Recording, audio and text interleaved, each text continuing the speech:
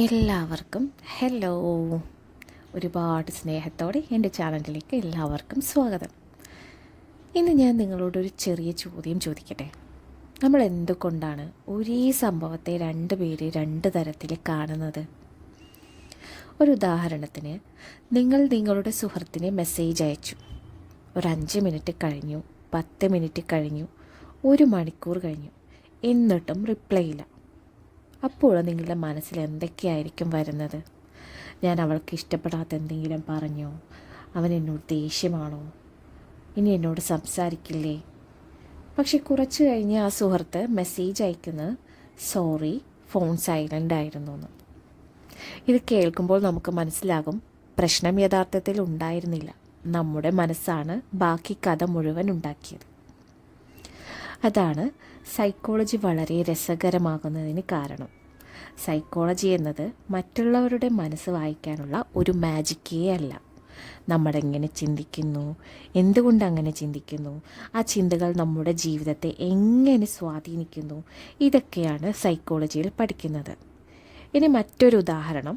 ഒരു പരീക്ഷ കഴിഞ്ഞു, 2 കുട്ടികൾക്കും മാർക്കൊക്കെ കിട്ടി, ജസ്റ്റ് പാസ്. ഒരാൾ പറയുന്നതിൽ സാരമില്ല, അടുത്ത തവണ നന്നായിട്ട് പഠിക്കുക. മറ്റൊരാൾ പറയുന്നതാണ്, എനിക്ക് പഠിക്കാൻ കഴിവില്ല. സംഭവം 2 പേർക്കും ഒന്ന് തന്നെയാണ്, പക്ഷേ അതിനെ അവർ മനസ്സിൽ സ്വീകരിച്ച രീതി വ്യത്യസ്തമാണ്. ആ ചിന്തയാണ് അവരുടെ ആത്മവിശ്വാസത്തെയും ഭാവിയിലെ തീരുമാനങ്ങളെയും സ്വാധീനിക്കുന്നത്. അതുകൊണ്ടാണ് സൈക്കോളജി പഠിക്കുന്നത് പുസ്തകത്തിൽ മാത്രം ഒതുങ്ങുന്ന ഒരു വിഷയമല്ല എന്ന് പറയുന്നത്. നമ്മളെല്ലാ ദിവസവും ജീവിക്കുന്ന ജീവിതവുമായി ബന്ധപ്പെട്ട ഒരു വിഷയമാണിത്. വീട്ടിൽ, ജോലിസ്ഥലത്ത്, സൗഹൃദത്തിൽ, എല്ലായിടത്തും സൈക്കോളജി ഉണ്ട്. ഇനി ഒരു ഉദാഹരണം കൂടി പറയാം. നിങ്ങൾ റോഡിലൂടെ നടക്കുകയാണ്. എതിർവശത്ത് നിന്ന് നിങ്ങൾക്ക് പരിചയമുള്ള ഒരാൾ വരുന്നു.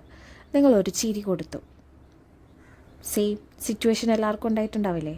ഓഫ് കോഴ്സ്, ഷുവർ അല്ലേ? പക്ഷെ ആ വ്യക്തി നിങ്ങളെ നോക്കാതെ നേരെ നടന്നുപോയി. അപ്പോൾ നിങ്ങളുടെ മനസ്സിൽ എന്തായിരിക്കും വരിക? എന്നെ മനഃപൂർവ്വം അവഗണിച്ചതാണോ? എന്തെങ്കിലും ദേഷ്യമുണ്ടോ? ഞാൻ എന്തെങ്കിലും തെറ്റ് ചെയ്തോ? പക്ഷെ പിന്നീട് നമ്മൾ അറിയുന്നതാണ്, അയാൾക്ക് അന്ന് വലിയൊരു ടെൻഷൻ ഉണ്ടായിരുന്നു, അല്ലെങ്കിൽ നിങ്ങളെ ശ്രദ്ധിച്ചില്ല. സംഭവം ഒന്ന് തന്നെ, പക്ഷേ യഥാർത്ഥ കാരണം അറിയുന്നതിന് മുമ്പ് നമ്മുടെ മനസ്സ് സ്വന്തമായിട്ട് ഒരു കഥ ഉണ്ടാക്കി.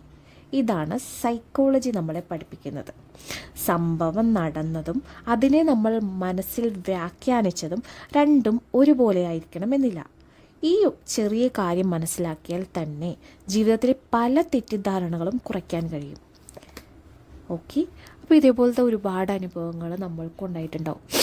ചില അനുഭവങ്ങൾ നമ്മൾ ചിന്തിക്കുന്നതെല്ലാം നമ്മൾ ശരിയാണെന്നുള്ള ധാരണയാണ്. നമ്മളുടെ മൈൻഡ് നമ്മൾക്ക് ഒരുപാട് കാര്യങ്ങൾ, തെറ്റായിട്ടുള്ള കാര്യങ്ങളൊക്കെ എളുപ്പത്തിൽ ചിന്തിക്കുന്നത് കൊണ്ടൊക്കെ നമുക്ക് തെറ്റായിട്ടുള്ള തീരുമാനങ്ങളൊക്കെ നമ്മൾ എടുത്തു പോകുന്നുണ്ട്. അതെല്ലാം നമുക്ക് മാറ്റാനായിട്ട് ഈ ക്ലാസ് കൊണ്ട് സഹായിക്കും.